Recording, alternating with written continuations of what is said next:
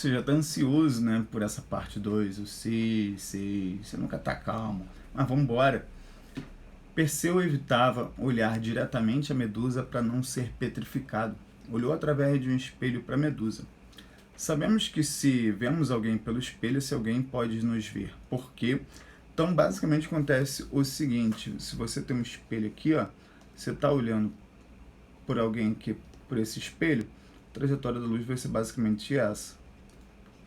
Então, você vai conseguir ver o olho de essa pessoa que está vendo o olho dessa, porque a luz está fazendo isso. Mas o mesmo caminho que a luz faz indo, a luz vai voltando. Se ela vai e volta, ou seja, duas pessoas conseguem se ver do espelho, por conta do princípio de reversibilidade dos raios luminosos. Wallace, o que seria o princípio da propagação retilínea da luz? A luz sempre se propaga em linha reta, é isso. Né? Graças à propagação retilínea da luz, existem as sombras, principalmente da independência dos raios luminosos. Se, por exemplo, em shows, raves e tal, você vê vários flashes, você vê várias trajetórias daqueles lasers e tal. Ou seja, esses lasers podem cruzar um ao outro, né, baterem um no outro, tem uma interferência construtiva ou destrutiva ali, mas depois eles continuam se deslocando, se propagando como se nada tivesse acontecido. Então, vamos para a próxima aqui, ó. Primeira questão de conta para a gente calcular a resistência equivalente desse circuito aqui. Então, ó, primeiramente, chegou nesse ponto aqui, a corrente se divide.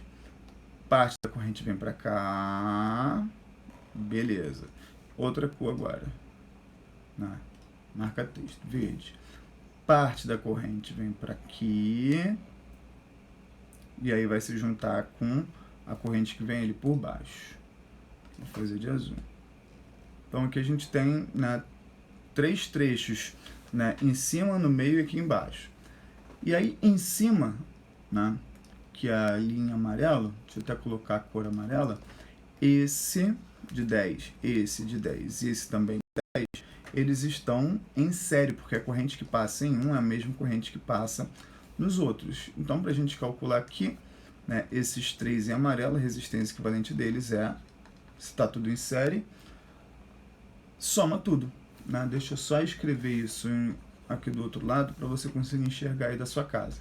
Então, a resistência equivalente desses três em amarelos, né, vai ser 10 mais 10 mais 10, vai ser 30. E aí agora, esses dois aqui, o verde e o azul, o trecho verde e azul, vou colocar verde e azul, dá o quê? Amarelo também, né? Mas eu vou colocar roxinho. Esses dois aqui, eles estão em paralelos. Então, eu posso fazer eles dois dessa forma aqui, antes de fazer com esse 30. Então, por eles dois serem iguais, né, por serem dois, primeiramente, poder fazer o produto pela soma. Mas como eles dois são iguais, eu posso fazer a regra do R dividido por N, onde R é o valor da resistência, que é 40, e N é a quantidade, que é 2. Isso vai dar 20. O que eu faço agora? Eu vou descer aqui, eu vou fazer o desenho de como vai ficar o esquema. Tem um 30 em cima, um 20 embaixo e no final.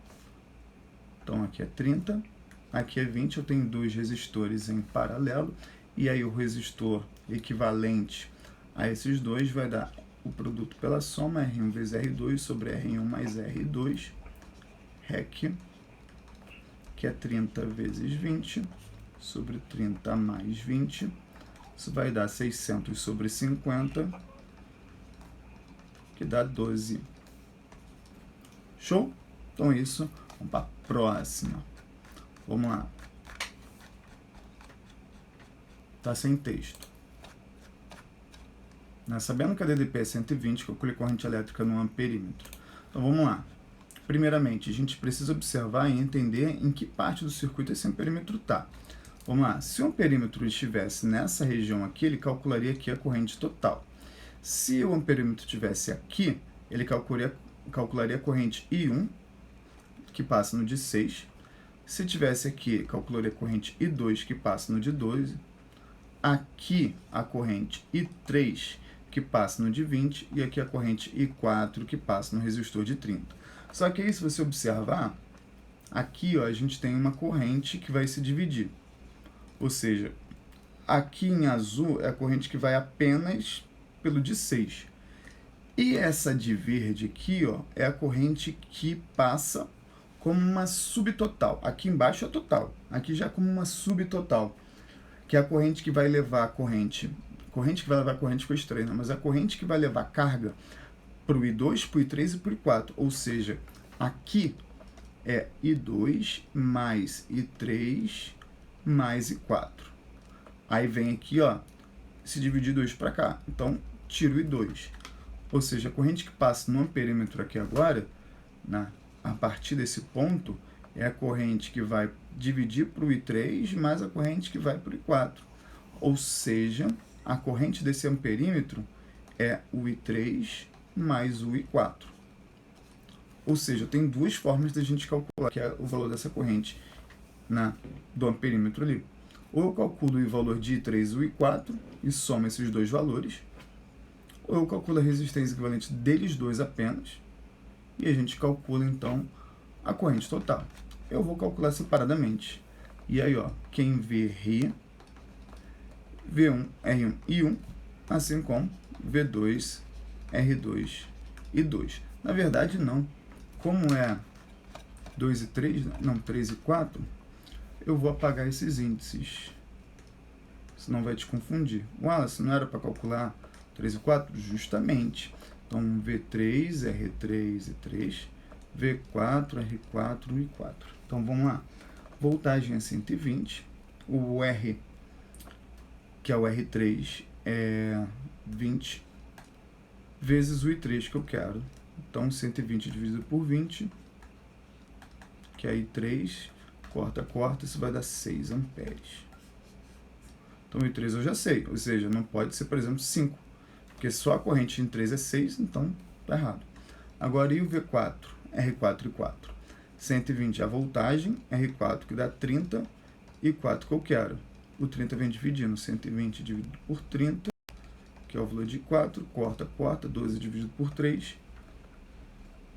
isso vai dar 4 amperes, 6 mais 4, 10 é a nossa resposta. Ou seja, se você calcular a resistência equivalente do 30 com o 20, você vai encontrar 12. Produto pela soma dá 12. Se você aplicar esse 12 ali no 120, você vai encontrar 10 amperes também. Show? Então, continuando. Nosso vídeo já tem 7 minutos, faltam 2 questões, ou não, faltam 3 questões. Nosso vídeo vai dar um pouquinho mais de 10 minutos, então vamos embora. Então aqui, ó, uma pessoa comprou 4 pilhas e precisa descobrir como obter a maior corrente elétrica possível sobre um dispositivo. Então, vamos lá. Para a gente ter a maior corrente elétrica sobre o dispositivo, a gente vai ter, quem vê ri, maior corrente, mesmo dispositivo a resistência é igual, para a gente ter maior corrente, a gente precisa ter maior voltagem. Então, se são 4 pilhas e eu preciso aumentar a voltagem, eu preciso colocar todas essas pilhas em série. Então, qual na figura aqui você conseguiria enxergar que todas as pilhas estão em série?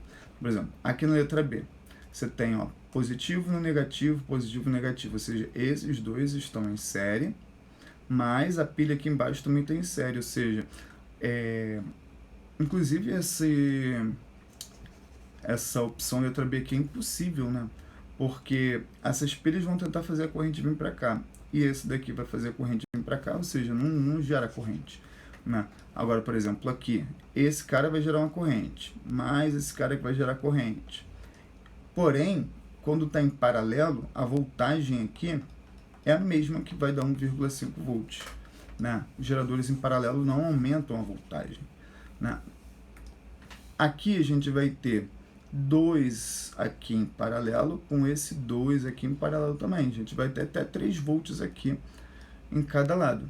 Mas ainda assim não vai ser a maior voltagem. A maior voltagem, né, vai ser a letra D, porque você tem, ó, negativo, positivo, negativo, positivo, negativo, positivo, negativo, positivo na lâmpada.